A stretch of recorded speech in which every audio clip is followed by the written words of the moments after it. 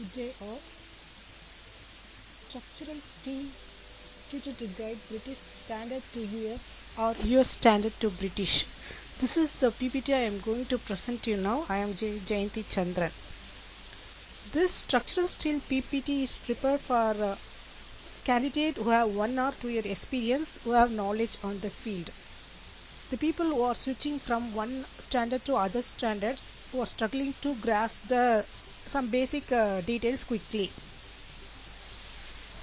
It may be very useful to the trainee checkers, modelers, as well as the detailers, like junior detailers. This PPT will be very useful.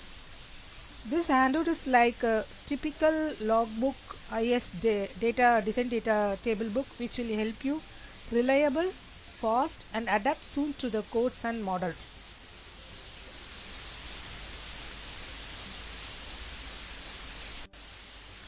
These are the chapters I plan to prepare for you. It will be easy to you to understand the topic and get hands very fastly. So I don't want to put all the 14 or 15 topics in this one PPT as of now.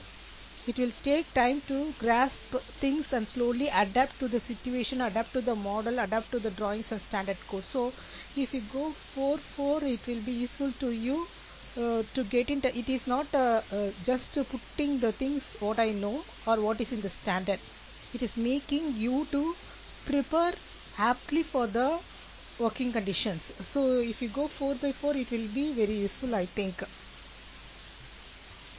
During appraisal times, we don't go much by codes or standards or anything like do you know how to design a connection detail base, which is taught in the ITIs itself. Nobody is going to ask. They are going to ask only about your outputs. Output means it is output means it is not a dependable one, or it should not be a dependable one always, and it should be very precise, perfect, and properly timed output.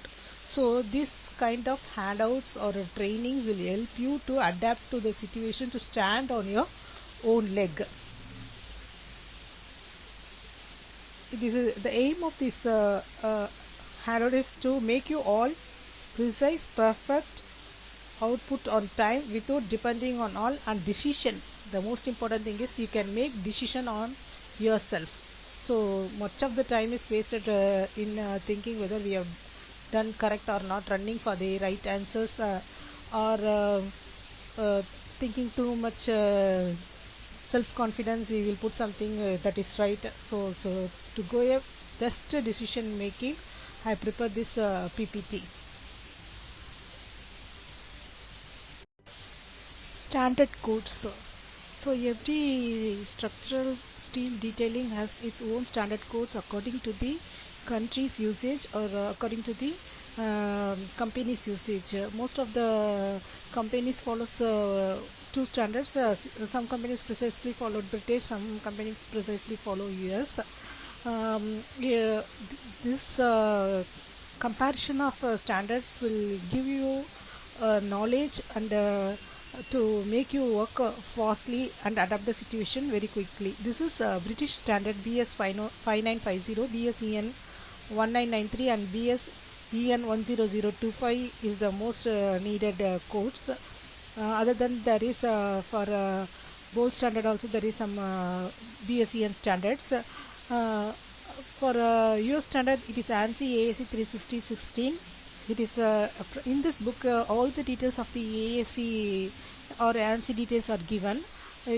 Everyone should know according to the job knowledge. It is better to know what are all the chapters in these books. At least side headings, everyone should know what are all the side headings in the topic, just to refer whenever needed. Otherwise, whenever there is a use project, you have to refer the book once, and you should take all the needed details from the book. The book is designed in such a way that it has separate chapters for the designing thing, separate details for the detailing thing, in commercial aspects, in R&D aspect or quality checking aspects. It has precisely given. If you know chapter wise, it is what are all the chapters covered in this book, you can get into the US project very quickly.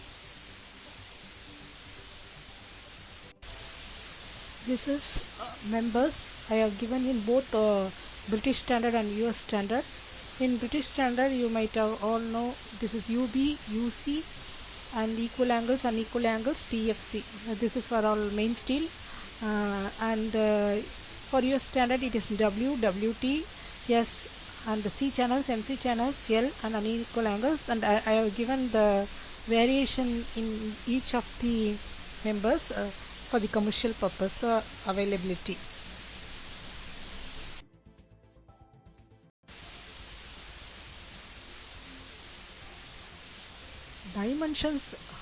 Dimension judges the project standard, whether it is UK imperial or US imperial or US metric or UK metric. In UK generally they follow the metric system. There are also UK imperial system. In US they follow US metric, where all the dimensions are followed in mm. US imperial, all the dimensions are followed in feet and inches. This data I have given because this 5 to 10 dimension is going to play while you are working. It will make you to understand the project very quickly, to switch over from one standard to another standard very quickly, to take decision on your own very quickly, because most probably the dimension standard from for one project is nearly equivalent to the other project. If you are very well known with one project standard, you can easily come to a decision on your own for dimension settings, etc. So here I have given some for what is 20 mm in feet and inches, 25 mm is 1 inches, 30 is 1 by 2. And here for the fractions I have given the equivalent mm dimension. It will help you to set the dimension in a rounded value. So if you add a practice of setting some 40 mm in metric projects, you can come, if you memorize this 8 to 10 dimensions, it will help you to come across a decision. If 40 is 1 by 4, so you can go 1 by 4. You can you need not to refer so many drawings to come across a decision. And for welds in US standards, if you had a practice of 8 mm weld, what is the nearest equivalent is 5 bar 16. These are all the things the people who are having 3 to 5 years experience have in fingertips. Suddenly they will talk like the end dimensions 1 by 4, 8 mm weld is 5 bar 16. Generally we follow like this. They will talk fluently in their language. So it will take time to understand what they are talking about. So if you remember this 8 to 10 dimension, you can go US project with very much experience in 1 month.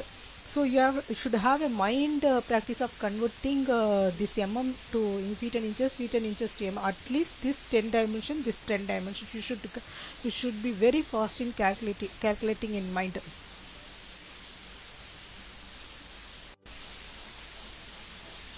Steel grades. For both the UK and US standard I have given here. Steel grade, since you are having experience, you might have know what is S275JR, what is S355, and what is S275JOH.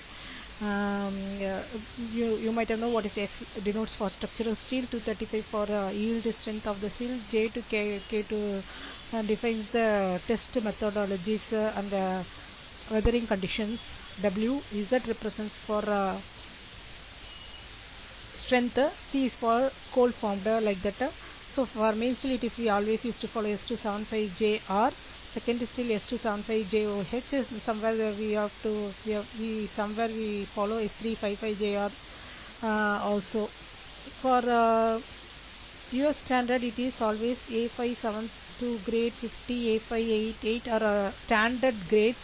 For structural shape grades A441 superseded by A572, A618 for piping and tubing possible. These are all standard codes given, but in the next slide I give what precisely the project follows.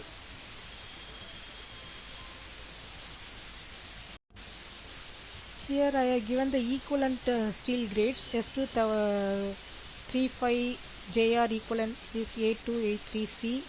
S275 this is cold form. This is S235. You generally arrive a knowledge of it is a secondary steel. S275 JR main steel. A570 grade 40. S355 JR secondary steel. Again we follow for plates, fittings and secondary steels. And here it is A570 grade 50 for W angles and plates, secondary steels.